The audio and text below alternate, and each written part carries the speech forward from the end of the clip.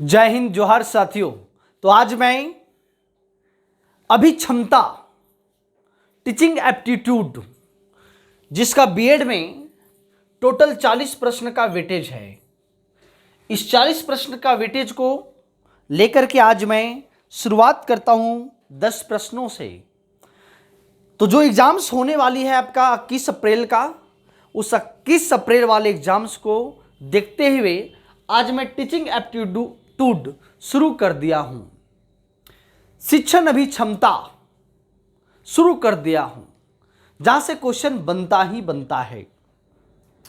तो ध्यान से समझिएगा क्वेश्चन कैसे बनता है और आपको कैसे करना है। अगर आपको रियल में सही सरकारी कॉलेज चाहिए तो आपको पढ़ना ही पड़ेगा। जी हाँ, क्या करना पड़ेगा? पढ़ना पड़ेगा।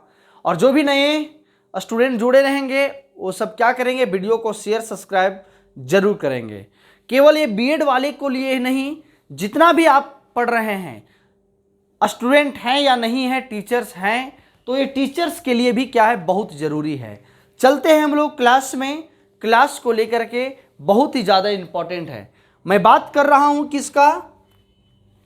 बीएड एंट्रेंस एग्जाम 2024 21 अप्रैल को होने वाली है, जिसमें अभिक्षमता है। वो अभिक्षमता से टोटल 40 प्रश्न पूछेगी।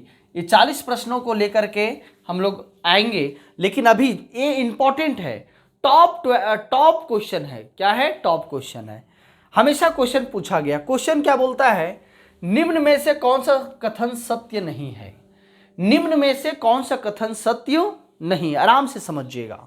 बोलता है कि शिक्षक जन्मजात से होता है। क्वेश्चन बोल रहा है कि शिक्षक जन्मजात से होता है। कौन सा कथन सत्य नहीं है? बोलता है शिक्षण जन्मजात से होता है, शिक्षा को प्रशिक्षित किया जा सकता है, शिक्षण एक कला है, इनमें से सभी। बोल रहा है कौन सी सत्य नहीं है, मतलब कौन गलत है। क्या है? कौन गलत है? तो शिक्षण एक क्या है? कला है।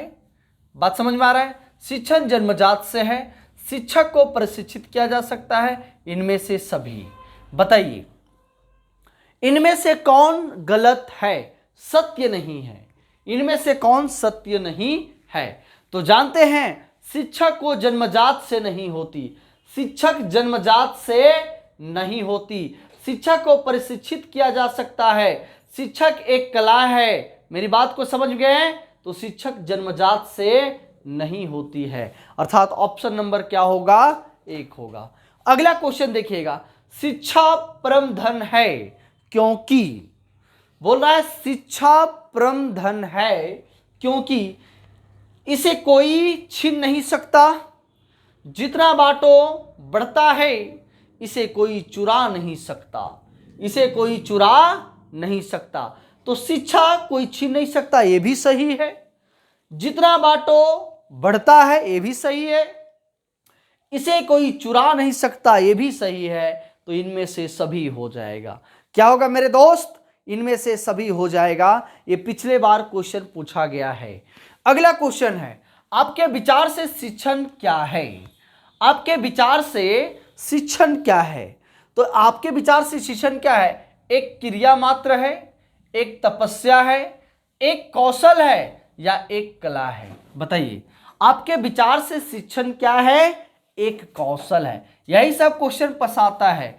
आपके विचार से शिक्षण एक कौशल है, एक टेक्निक है। एक कौशल है, एक टेक्निक है। ठीक है जी। आपके विचार से शिक्षा का क्या उद्देश्य होनी चाहिए? आपके विचार से शिक्षा का क्या उद्देश्य होनी चाहिए? तो हमारे विचार से शिक्षा का क्या उद्देश्य होनी चाहिए? छात्रों के मानसिक योग्यता का विकास, छात्रों की बौद्धिक विकास, छात्रों का साक्षर बनाना, या शिक्षा के बाद नौकरी। शिक्षा के बाद नौकरी जरूरी नहीं है। छात्रों के साक्षर बना ये भी जरूरी नहीं है। छात्रों की मानसिक विकास ये भी जरूरी नहीं है। छात्रों का बौद्धिक विकास होना चाहिए।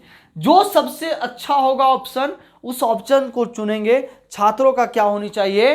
बौद्धिक विकास होनी चाहिए। क्या होनी चाहिए? छात्रों का बौद्धिक विकास होनी चाहिए।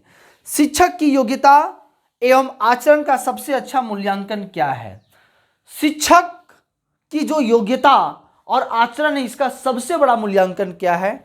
तो विशेषज्ञ है, समाज का संप्रभात लोग हैं, उनके शिष्य है या उनके प्रधानाचार्य। तो विशेषज्ञ है। क्या है? विशेषज्ञ। अगर यदि शिक्षक विशेषज्ञ है तभी वो क्या कर सकता है? चीजों को बतला सकता है या सही से वो कौशल करवा सकता है। अर्थात शिक्षा का एक सही मूल्यांकन क्या है? कि वो विशेषज्ञ होनी चाहिए। तो इस तरह का मैं आपको साथ क्वेश्चन लाऊंगा। आज मैं 5 क्वेश्चन लाया हूं, अगले दिन से और एक क्वेश्चन क्या करूंगा? बढ़ाऊंगा। आप लोग जुड़े रहिएगा, मैं अगले रीजनिंग को लेकर के आऊंगा। आप लोग चैनल में बने रहिएगा। धन्यवाद।